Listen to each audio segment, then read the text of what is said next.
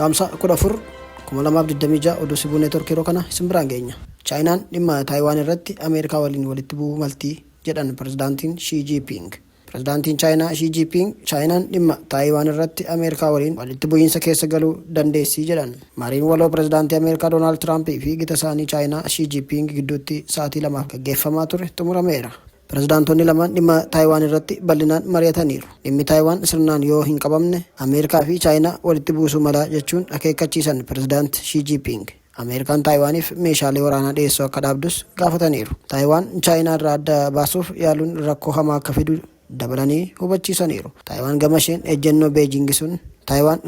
ejjennoon Beejingi sun nageenya naannichaaf balaa ta'uu ibsite. Pirezidaantiin Ameerikaa Doonaald Tiraamp dhimma Taayiwaan irratti yaada kennuurraa of qusataniiru.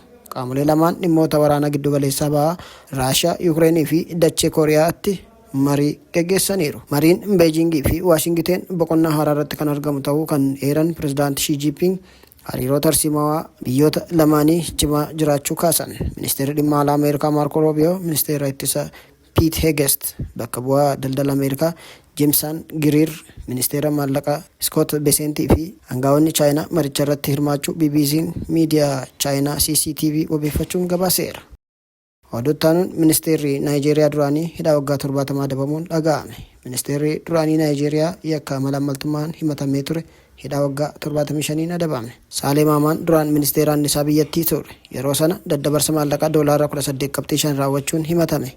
Himata malaammaltummaa akkasiin namni waggaa haga kana adabame biyyicha keessaa haga ammaatti hin jiru. Saaleen bakka hin jirrettidha kan hidhaan sun irratti darbe. Erga yakka sanaan himatame eessa akka jiru hin beekamu. Dhaabbilee dhuunfaa fayyadamuun maallaqni mootummaa dhimma annisaaf oolu karaa isaanii akka ba'u taasisaa turuun himatamee balleessaan irratti murame. Saaleen bara 2015 haga 2021tti aangoorra kan ture yoo ta'u, manni murtii akka to'annoo jala oolu ajaja baasus bakka inni jiru haga yoonaatti hin baramne. Dhimma sanarratti deebii kennuu baatus himatamuu isaan torbee tokko dursee pirezidaantii mootummaa naannoo Taaraabaa jedhamuuf akka dorgomu ibsee ture. Dhumarratti BRICS waraana Iraan akka balaaleffatuuf waamicha dhiyeessite. Ministeerri dhimma alaa Iraan biyyoonni BRICS sarbama seerota idil addunyaa Ameerikaa fi Israa'el raawwatan akka balaaleffatan kora Hindii Niiw Delhiitii ta'aa jiru irratti gaafatan. Ministeerri dhimma alaa Iraan Abbaas Arragaachii michuu Ameerikaa kan taate UAE'n waraana Iraan keessatti kallattiidhaan qooda fudhachuudhaan himatan. Gaa'onni Iraanii fi UAE'n waraana Iraan booda yeroo jalqabaatiif waltajjii tokko keessa ta'an kora BRICS sanarratti. Abbaas Arragaachiin Iraan miidhamtuu weeraraa fi lolaatii jedhan. Gurmuun BRICS kan Biraaziil, Raashiyaa, Hind, Chaayinaa, Afrikaa Kibbaa, Ijipti, Itoophiyaa, Indoneeshiyaa, Iraanii fi UAE olaantummaa warra lixaa fi miira gaafatama hin qabne jettee Ameerikaan amantu akka morman gaafatan.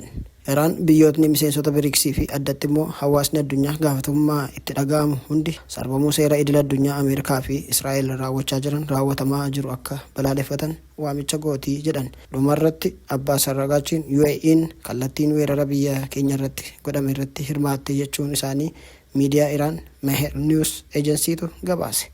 UAE bakka bu'uun kan kora BRICS irratti hirmaatan itti aanaa ministeera dhimma alaa biyyattii Khaliifaa Shehen Al-Marardha.